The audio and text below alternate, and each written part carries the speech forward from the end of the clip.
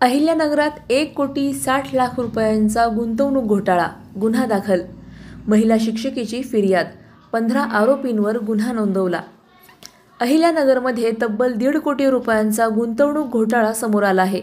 एक महिला शिक्षकासह अनेक गुंतवणूकदारांची फसवणूक झाल्याचा धक्कादायक प्रकार उजेडात आला असून या प्रकरणामुळे संपूर्ण शहरात खळबळ उडाली आहे. Infinite beacon India private limited आणि ट्रेड्स इन्व्हेस्टमेंट प्रायव्हेट लिमिटेड या कंपन्यांनी 10 ते 12% परताव्याचे आमिष दाखवून गुंतवणूकदारांकडून तब्बल 1,60,00,000 रुपयांहून अधिक रक्कम जमा केली. सुरुवातीला थोडा परतावा देऊन विश्वास संपादन करण्यात आला. मात्र काही महिन्यानंतर रक्कम देणं थांबवून कंपनीने अचानक आपली वेबसाईट बंद केली.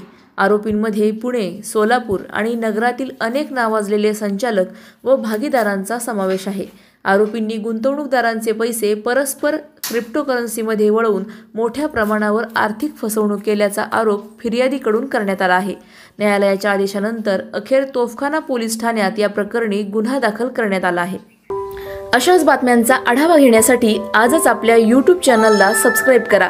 बातमी आवडल्यास लाईक करा आणि इतरांपर्यंत शेअर करा.